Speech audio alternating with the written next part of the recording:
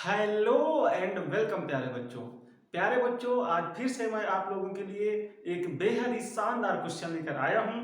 और ये क्वेश्चन जो है ये आपके सामने बना हुआ है।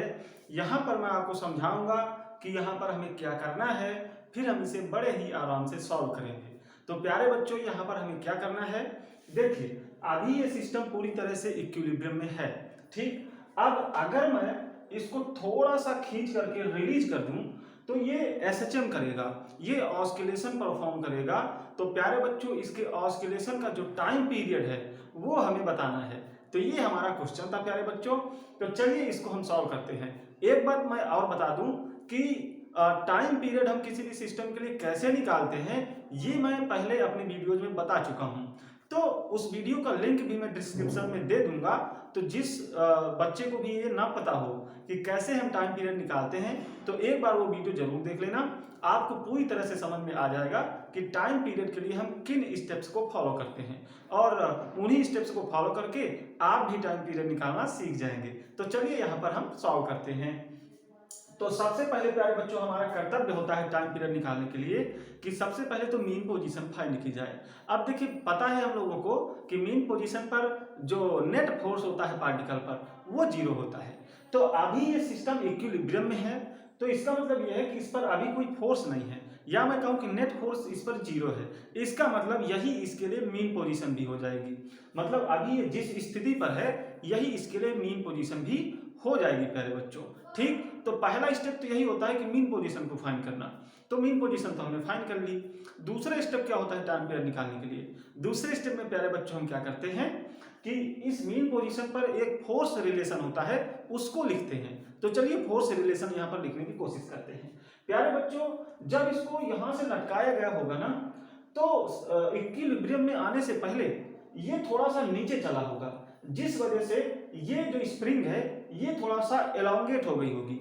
अब अगर मैं मान लूं प्यारे बच्चों हम इसका स्प्रिंग कांस्टेंट के मान लेते हैं। ठीक है, इसका स्प्रिंग कांस्टेंट हम लोग के मान लेते हैं। ठीक प्यारे बच्चों, तो देखेंगे कि इस पर क्या फोर्स इस समय लग रहा होगा जब ये इक्विलिब्रियम में है।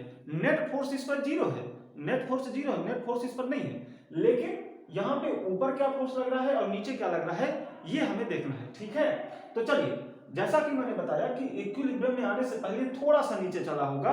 ठीक है, जिस वजह से यहां कुछ ना कुछ एलोंगेशन आ गया होगा। तो प्यारे बच्चों अगर ये एलोंगेट हो गई होगी और मैं मान लूं कि ये एक्स नॉट एलोंगेट हो गई होगी, यानी जब ये इक्विलिब्रियम में था ये सिस्टम उस समय इसमें एलोंगेशन इतना था, ये मैंने मान लिया। तो प्यारे बच्चों अगर इसमें इतना एलोंगेशन था तो ये जो स्प्रिंग है ये कितना फोर्स लगा रही होगी स्ट्रिंग पर।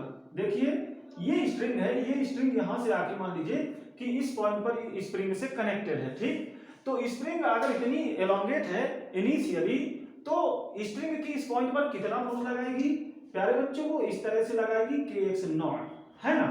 अब देखिए अगर स्ट्रिंग की इस पॉइंट पर के एक्स नॉट फोर्स लगा रही है तो जो टेंशन फोर्स हो जाएगा, जो टेंशन फोर्स हो जाएगा प्यारे बच्चों वो कितना हो जाएगा, वो भी के एक्स नॉट के बराबर हो जाएगा। ठीक, अब देखिए अगर इधर टेंशन फोर्स के एक्स नॉट है तो इधर भी के एक्स नॉट ही हो जाएगा।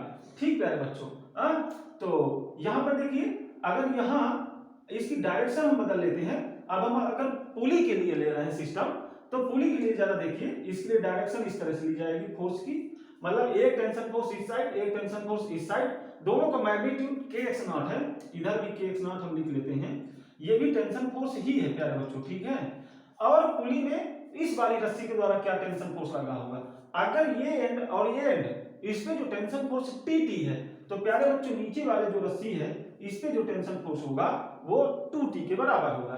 ठीक है, अब देखिए अब अगर हम इसको देखें तो प्यारे बच्चों इसके लिए अगर हम एफबीडी बनाएं तो एफबीडी में कौन कौन से फोर्सेस दिखाई देंगे वो देखिए। नीचे की ओर तो mg दिखाई दे रहा है, ऊपर की ओर 2t दिखाई दे रहा है, और 2t की वैल्यू कितनी है 2 इंटू के एक्स नॉट। क्यों, क्योंकि t के एक्स नॉट के बराबर है। तो ये फोर्स मिले इस पर इक्विलिब्रियम पोजीशन पर या मीन पोजीशन पर, तो फोर्स रिलेशन क्या लिख सकते हैं हम लोग, फोर्स रिलेशन प्यारे बच्चों इस तरह से लिख सकते हैं, यानी कि 2 के एक्स नॉट mg के बराबर है। ठीक है, यही तो होगा।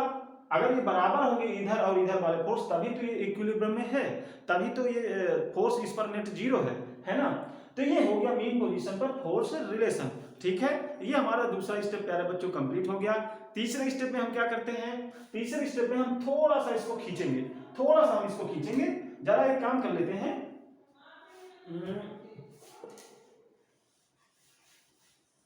इस फोर्स रिलेशन को हम यहां लिख लेते हैं 2kx0 इज इक्वल mg। ठीक है, इसको हम इधर लिख लिए। अब हम एक काम करते हैं, इसको हम थोड़ा सा खींच लेते हैं प्यारे बच्चों। ठीक है, इसको हम थोड़ा सा खींच लेते हैं। मान लीजिए कि हमने इसको x खींच लिया, ठीक, और अगर हमने इसको x खींचा तो इस स्प्रिंग में और एलोंगेशन बढ़ेगा।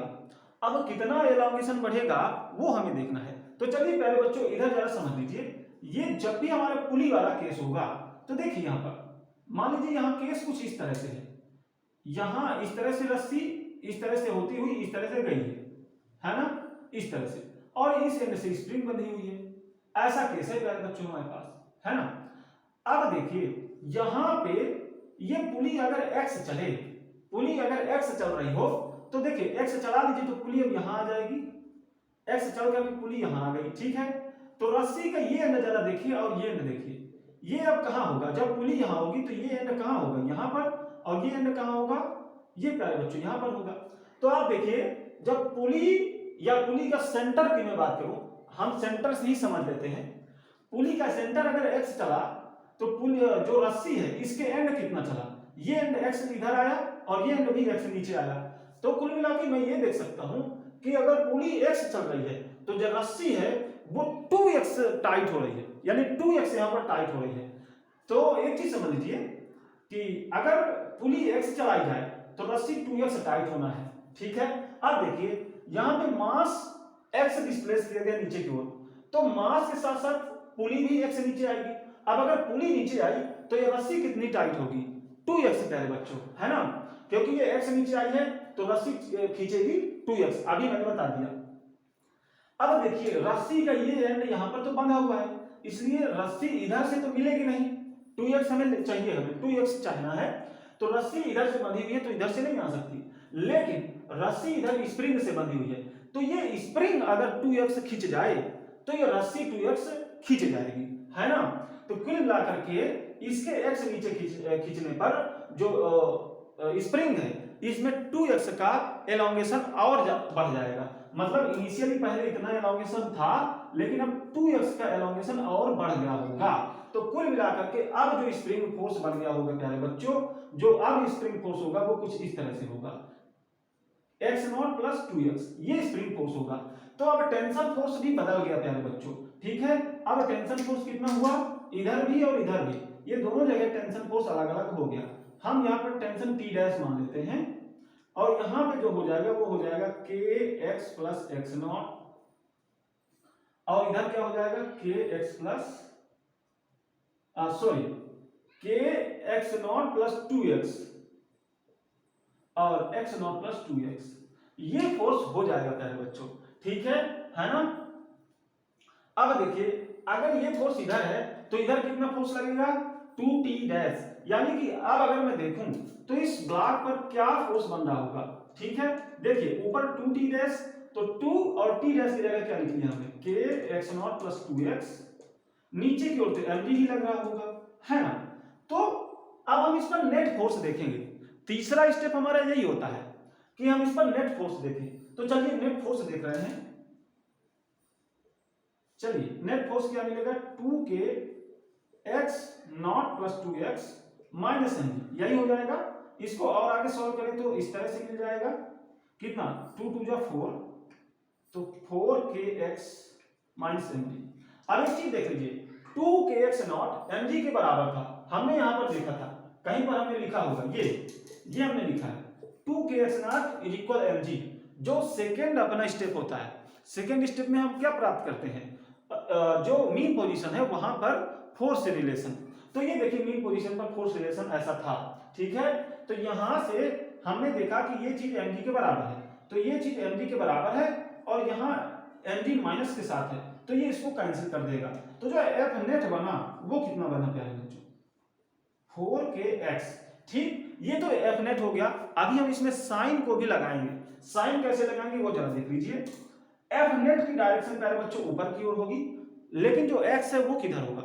तो प्यारे बच्चों हमने तो इसको नीचे खींचा था, इसका मतलब जो एक्स है वो नीचे की ओर है ना? तो इसका मतलब ये क्या है कि एक्स और एफ नेट इनकी जो डायरेक्शन है वो एक दूसरे के अपोजिट है ना?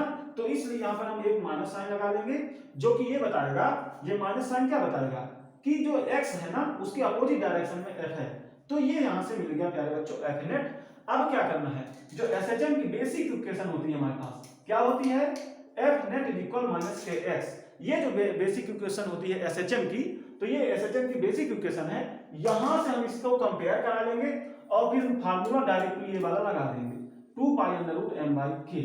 ये फार्मूला हम डायरेक्टली लगा देंगे।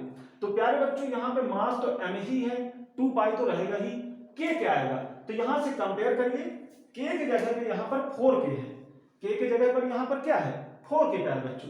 तो यहाँ पर k की जगह पे क्या लिखा जाना चाहिए 4k प्यारे बच्चों। तो ये रहा हमारा आंसर इस क्वेश्चन के लिए। तो आपको ये क्वेश्चन समझ में आया होगा। अगर ये वीडियो आपको अच्छा लगा हो तो वीडियो को लाइक करेंगे, चैनल को सब्सक्राइब करेंगे। अभी हम नेक्स्ट वीडियो में अभी अपना धीरे धीरे लेवल हम बढ़ाएंगे, तो और भी मजा आपको आने वाला है। तो अभी के लिए थैंक्स प्यारे बच्चों।